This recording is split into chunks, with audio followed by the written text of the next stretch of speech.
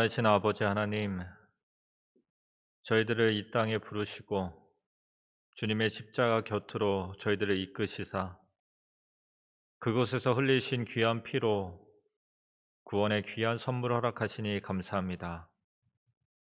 오늘 주님께서 주신 은혜와 은사 가운데 주님의 사역에 열심내게 허락하시고 주님께서 축복하시는 이 길이 주님 보시기에 아름다운 길이 되게 허락하여 주시옵소서. 언제나 오늘 하루의 충만함과 오늘 하루의 기쁨이 주님께 모인 주님의 귀한 성도들에게 늘 언제나 가득하게 하여 주시옵기를 예수님의 이름으로 기도합니다. 아멘.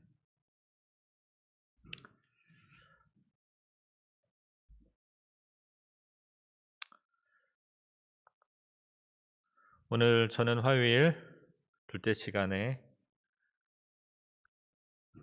여인아 왜 울고 있느냐, 누구를 찾느냐라는 제목으로 같이 말씀 나누기 원합니다. 1997년 4월 11일 이탈리아 토리노에 있었던 대성당에 누전으로 인하여 화재가 발생했습니다. 당시 토리노 대성당의 화재가 많은 세계인의 관심을 끌었던 것은 바로 그 성당 속에 흔히 예수 그리스도의 수위로 알려진 예수님의 시체를 쌌던 것으로 알려진 세마포가 보관되었기 때문입니다.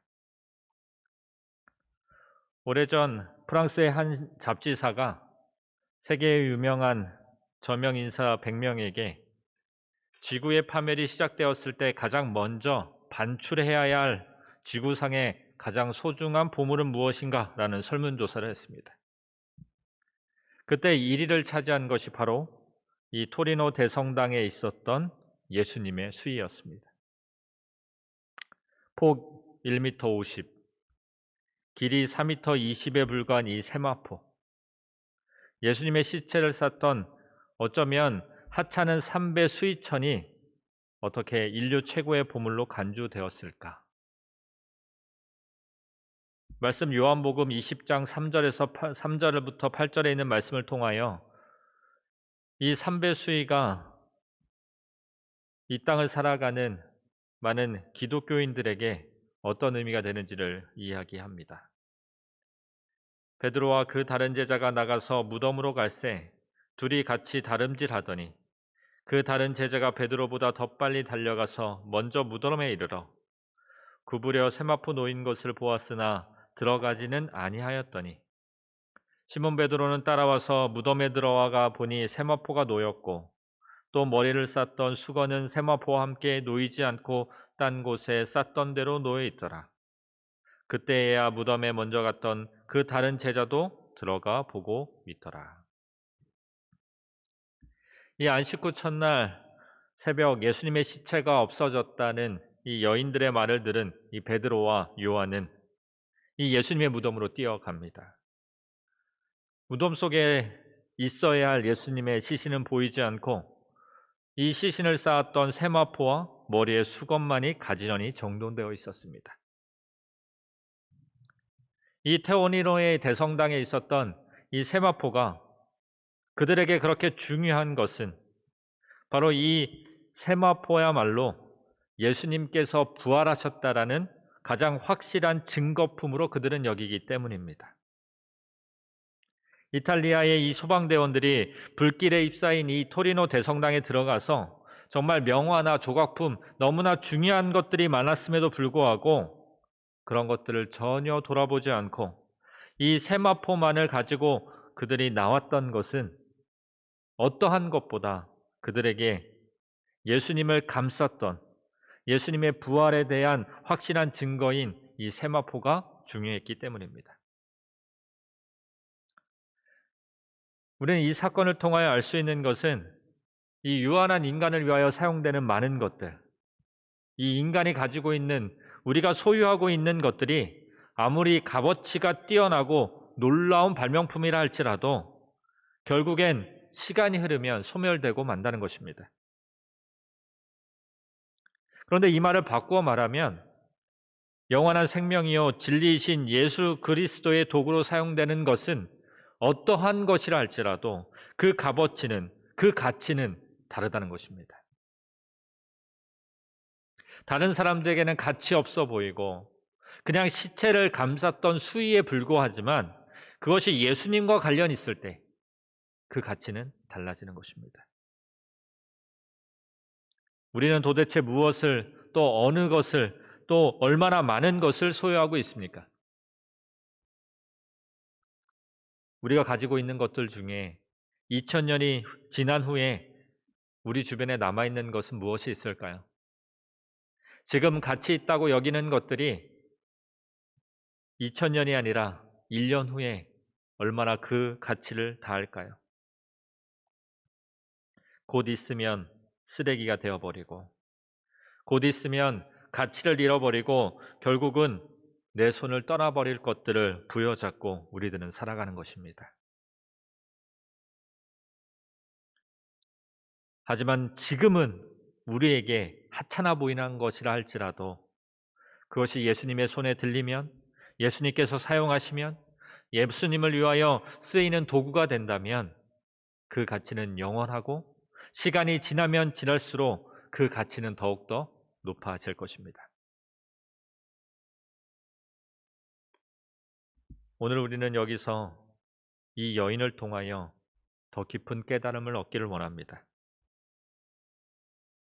주님께서 주님이 사용하셨던 도구에 놀라운 가치를 부여하셨던 그분께서 단순히 도구가 아니라 하나님을 사랑하고 예수님과 함께 사랑을 나누었던 사람들을 통하여 그 가치가 얼마나 소중한지를 다시 말씀해 주고 있습니다. 요한복음 19장 25절에 있는 말씀입니다. 예수의 십자가 곁에는 그 어머니와 이모와 글로바의 아내 마리아와 막달라 마리아가 섰는지라. 이 성경에 나오는 이 막달라 마리아는 결코 그의 시작은 좋지 않습니다. 우리가 잘 아는 것처럼 누가복음 8장에 보면 그는 본래 7 귀신 들렸던 여인입니다. 한 귀신도 아니고 7 귀신이 씌인 여인이라는 것은 그의 삶이, 그의 환경이 절대로 좋지 않았다는 것을 우리에게 이야기합니다.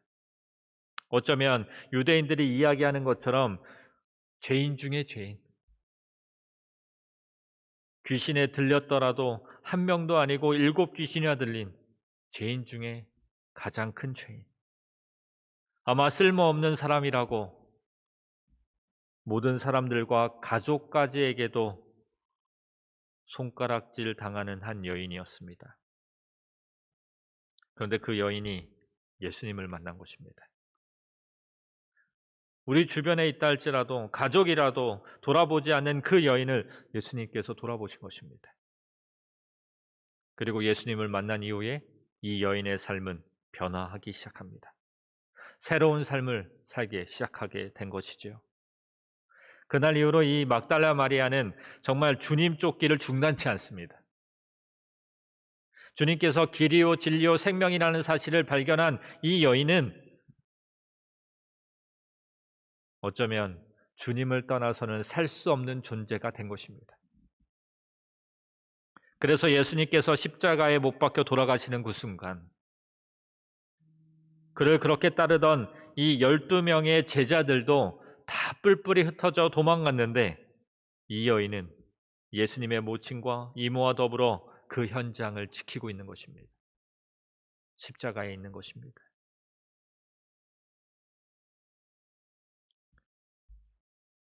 20장 1절에 보면 안식 후 첫날 이른 아침 아직 어두울 때에 막달라 마리아가 무덤에 와서 돌이 무덤에서 옮겨간 것을 보고, 이 여인은 십자가의 곁에서 예수님의 마지막을 지켜보았을 뿐만 아니라 예수님께서 죽으시고 안식 후 첫날 아직 그 어두운 때에 그는 예수님의 무덤을 향하여 가는 것입니다. 어두운 그때에 여인들만 무덤을 찾아간다는 것은 쉽지 않은 일이었습니다. 정말 겁도 없는 행동이지요.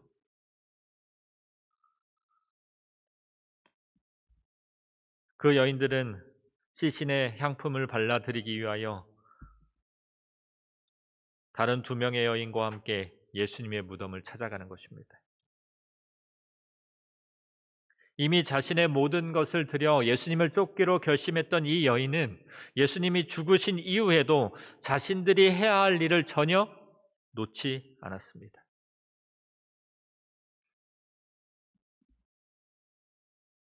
행여라도 예수님의 시신에 향품이 덜 발라졌을까 봐, 그가 그렇게도 사랑하고 따랐던 그 예수님의 그 시신에 조금이라도 그들의 부족함이 보일까 봐 이 여인들은 그 일요일 그 아침에 예수님의 무덤을 찾아가는 것입니다. 막달라 마리아는 주님에 대한 사랑을 자신의 중심에서 거두지 않는 사람이었습니다. 그가 따르던 그 예수님을 정말 전적으로 따르는 사람이었습니다.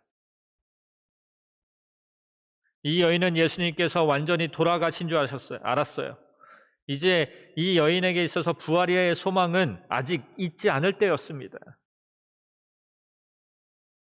그럼에도 불구하고 모든 사람들이 포기하는 그때에 이 여인은 예수님을 그 가슴 가운데서, 그의 삶의 중심에서 내려놓지 않은 것입니다.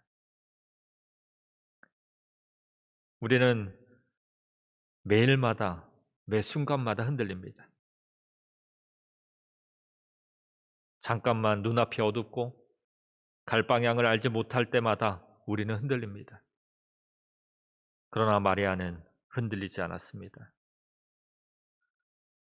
주어진 상황과 시간에 상관없이 자신의 모든 생애를 바쳐서 정말 전적으로 주님의 도구로 살기로 결심한 것입니다. 어쩌면 이때까지 예수님의 진정한 제자는 이 한 여인인 것처럼 보입니다. 그녀와 함께 주님을 따랐던 많은 제자들은 다 도망갔지만 그녀는 남아있는 것입니다. 그래서 예수님의 부활하심을 처음 목격하고 증언하는 첫 번째 증인의 영광도 얻게 됩니다. 흔히 한창케 여기는 여인, 귀신 들렸던 여인, 그의 삶 가운데 특별한 능력이나 재력을 갖고 있지 않았던 이 여인이 예수님의 부활을 처음 목격하게 되는 것입니다.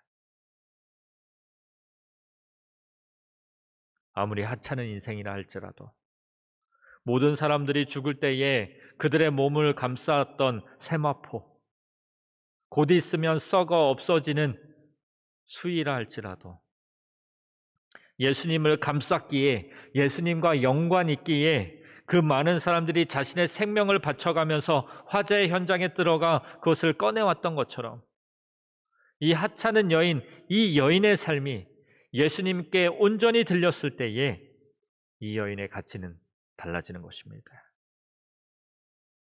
사랑하는 삼육대학 성도 여러분, 정말 이왕 주님을 믿고 살아간다면 마리아처럼 살아야 하지 않겠습니까? 비록 그 시작은 형편없었을지 모르지만 그녀의 삶은, 그녀와 함께 하시는 예수님과의 이 인생의 아름다운 드라마는 너무나 부럽고 너무나 닮고 싶어지는 것입니다. 예수님을 중심에 두었기에 어떤 상황에도 흔들리지 않았던 한 여인, 자신을 향한 시선이나 자신을 향한 평가가 중요한 것이 아니라 예수님과 나누었던 대화가, 예수님을 자신을 평가해 줬던 그 평가가 중요했던 이 여인처럼 우리도 온전히 그리스도인으로 살아가게 되기를 간절히 바랍니다. 그리고 이 여인에게 예수님께서는 가만히 있지 않으십니다. 이 여인을 찾아왔던 그 예수님, 홀로 울고 있는 이 여인을 찾아 예수님은 이렇게 말씀하십니다.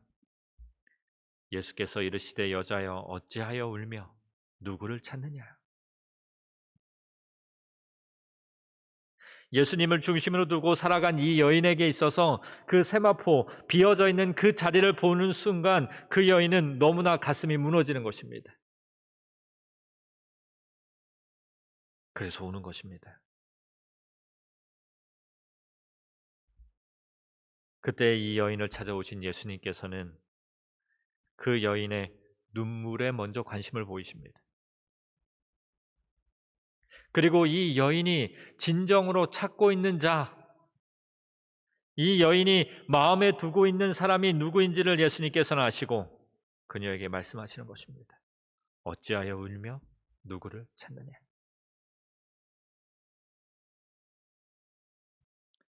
예수님을 중심으로 두고 살아온 이 여인을 보시고 예수님은 개인적으로 1대1로 그 여인의 눈물의 이유와 그녀가 더 이상 이제는 울지 않아도 된다는 사실을 이야기해 주시는 것입니다.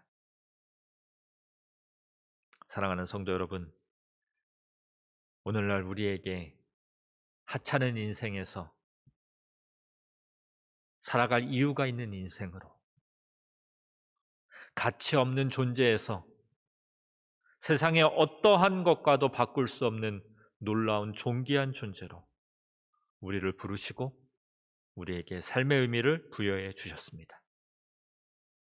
또한 가끔 예수님을 잃어버리고 어쩌면 예수님께서 우리에게 하시는 그 말씀을 듣고 슬퍼 울 때에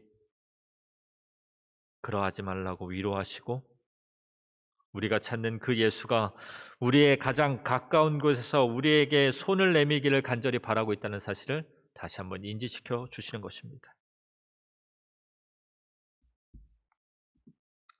십자가와 함께 살아갔던 이 여인의 삶을 통하여 우리가 오늘 이 귀한 하루 우리의 삶이 십자가를 중심으로 두고 살아가야 됨을 깨닫는 시간 되기를 간절히 바랍니다. 예수님을 만남으로 예수님께서 우리의 눈물을 닦이시고 우리에게 너희가 찾는 이가 바로 여기 있다라고 말씀하실 때에 그의 품에 달려가 안기시는 모든 귀한 성도님 되시길 바라면서 말씀을 드리겠습니다. 지금 이 시간 두 가지의 기도 제목을 갖고 기도하겠습니다. 삼육대학교는 기분 릴레이 운동에 넘치는 은총을 주시도록 기도해 주시면 좋겠습니다. 또한 안식의 시험 문제와 신앙의 원칙을 지키기 위해서 노력하는 재림교회 성도들을 위하여 기도해 주시기를 바랍니다. 개인 기도 제목과 함께 기도할 제목들을 가지고 기도하는 시간 갖겠습니다. 기도하겠습니다.